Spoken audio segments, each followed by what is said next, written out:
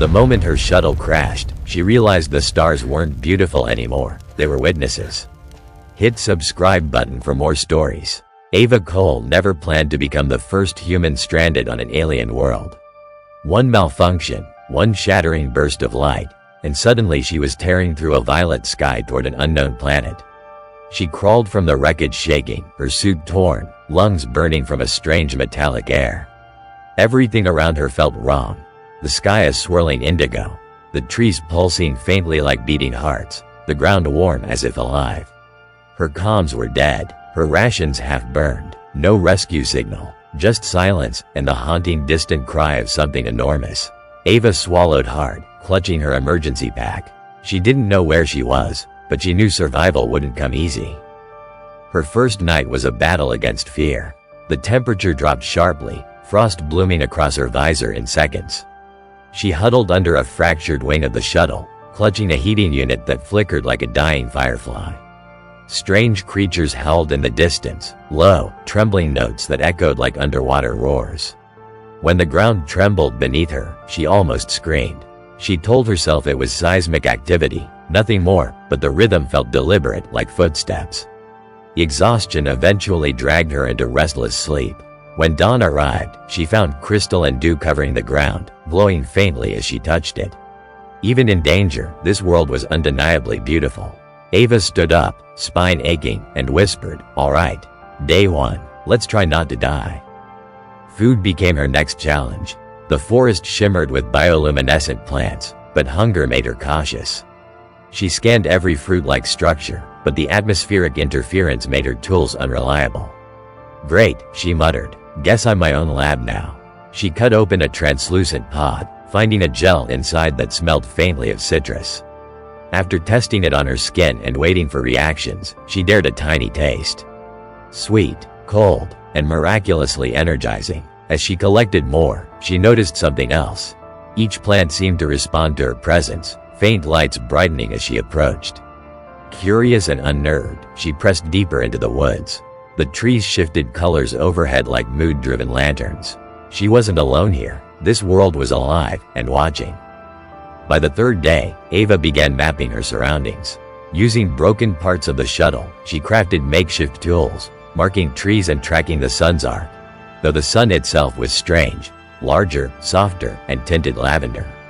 While collecting water, she noticed ripples moving against the current. Something large swam beneath the surface of a turquoise river, its silhouette smooth and serpent-like. It watched her with a single glowing eye before slipping away. Oddly, she didn't feel threatened, only studied. This world felt cautious of her, just as she was cautious of it. As she built a small shelter, she whispered, "I'm not invading.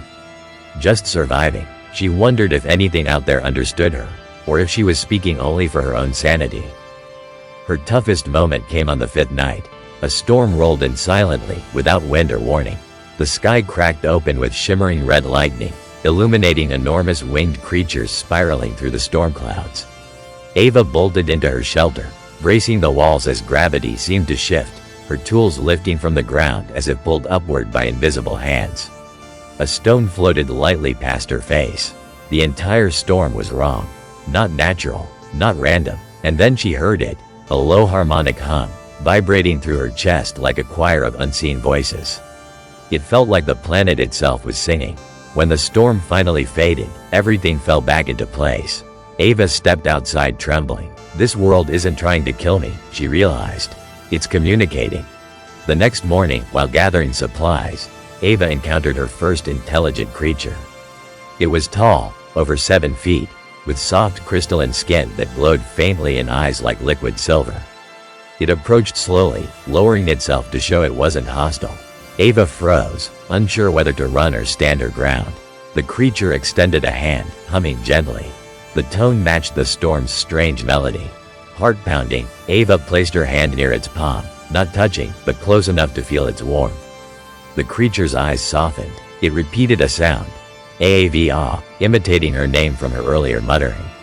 Ava blinked, stunned. "You heard me?" The creature nodded, then gestured toward the deeper forest. For the first time since arriving, Ava felt something other than fear, curiosity. Following cautiously, Ava noticed the world reacting to the creature's presence. Plants opened as it passed, their glow intensifying like respectful greetings. The ground beneath them softened, then firmed, guiding their steps. The deeper they walked, the more harmonious everything felt, colors shifting together, sounds blending like a symphony. Soon they reached a clearing filled with floating stones forming a perfect spiral. The creature motioned for Ava to stand in the center. When she did, the stones glowed, projecting hologram-like images around her. Her shuttle crashing, the storm, and the planet's core pulsing. The creature placed a hand on its chest, then on hers. Through gestures and projections, Ava understood the message. This world had chosen her. Not as a threat, but as a bridge. Ava returned to her camp with the alien beside her, now feeling more like a guardian than a stranger. She noticed the environment interacting with her differently, plants tilting toward her, winds adjusting softly, the ground warming under her steps.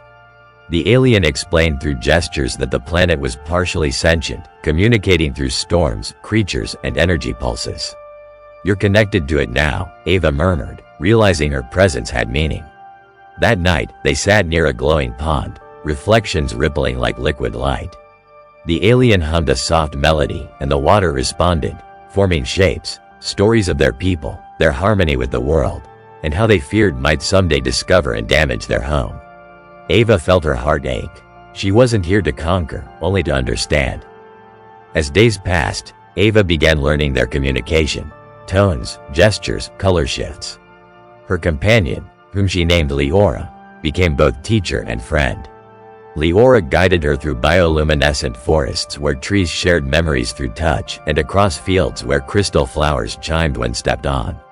Ava discovered the world ran on balance. Every creature played a role in maintaining harmony. When she helped heal a damaged plant, the nearby forest brightened briefly as if thanking her. Despite the beauty, she sensed worry beneath Liora's calm. Something in the planet was fading, an energy source deep underground weakening. Liora expressed it through dimming lights and trembling tones. Ava understood. This world wasn't just welcoming her. It needed her. The planet's weakening core affected everything. Colors dulled, winds stuttered, river creatures surfaced anxiously. Liora led Ava to an ancient cavern covered in glowing symbols. Inside, a massive crystalline structure pulsed faintly, its light barely flickering. Through gestures, Liora explained that the core was a living conduit connecting all life. Something, perhaps Ava's arrival or a natural cycle, had disrupted its flow. Ava approached carefully, feeling her chest tighten. When she placed a hand on the crystal, she felt overwhelming sensations. Memories of storms, songs, creatures, and the planet's heartbeat. It wasn't just alive, it was aware. And it was asking for help. Ava whispered, "Tell me what to do." The crystal responded with a gentle vibration, guiding her toward an unlit chamber deeper within. Inside the chamber, Ava found a fractured shard, once part of the core. Without it, the planet couldn't stabilize. But when she tried lifting it, it pulsed painfully, rejecting her touch. Liora stepped forward, humming a tone Ava had never heard, soft, mournful, yet filled with hope. Ava understood. She needed to harmonize with the planet, not fix it by force. She closed her eyes, recalling every sound, every vibration she'd felt since arriving. Slowly, she hummed back. Her voice wavered at first, but the shard brightened in response. Liora joined her, and the cavern glowed with warm light. The shard rose gently, floating into Ava's hands. Together, they carried it back toward the core, two beings from different worlds moving in perfect unity. As Ava placed the shard into the core, the entire cavern illuminated like sunrise. Colors rippled across the walls. Energy surged through the crystal, spreading into the earth like veins awakening. Liora stepped back, eyes glowing brightly with relief. Outside, the world responded instantly. Plants reignited with bioluminescence, the winds regained their rhythm, rivers shimmered with renewed clarity. Ava felt a warmth spread through her chest, as if the planet itself whispered gratitude.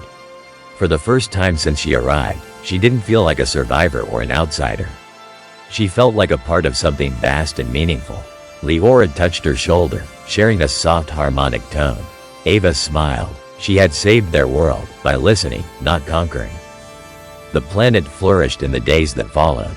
Creatures once afraid approached Ava with gentle curiosity. Trees glowed brighter when she passed, their branches swaying like greetings. Liora introduced her to more of their kind, tall, crystalline beings who communicated through light and song. They welcomed her warmly, sharing stories of their ancestors and the planet's long memory. Ava shared her own stories in return: Earth, humanity, struggle, beauty. Though they couldn't understand her words, they understood her heart. She built a new home near a soft blue lake, crafting tools from local materials and adapting to the rhythms of her new world. For the first time in her life, she felt peace, not fragile or forced, but deep, steady, and earned. Months passed, and Ava realized she no longer felt lost. She woke to harmonies of alien birds, walked through forests that shifted colors with her mood, and learned to glide on wind currents created by the planet's gentle pulses. Liora remained her closest companion, teaching her dances used to celebrate planetary cycles. Ava laughed more now, freely, loudly, without fear. She often thought about the crash, about how close she came to dying. But instead of regret, she felt gratitude. This world had tested her, challenged her, accepted her. She didn't need Earth anymore to feel like she belonged. She had found a home among stars, among beings who valued harmony over conquest and connection over fear. One evening, standing on a cliff overlooking glowing forests, Ava watched the twin moons rise in perfect sync. Liora joined her, humming a soft melody carried by warm breeze. Ava closed her eyes, soaking in the moment. She realized something profound. She hadn't just survived this world, she had grown with it. The planet wasn't a prison or a challenge. It was a teacher, a companion, a new beginning. As the moons painted the land in shimmering silver, Ava whispered, "Thank you for choosing me." Liora touched her arm gently. And in that quiet, sacred moment, Ava understood she wasn't a visitor anymore. She was part of this world, its protector, its friend, its bridge. And she was exactly where she was meant to be.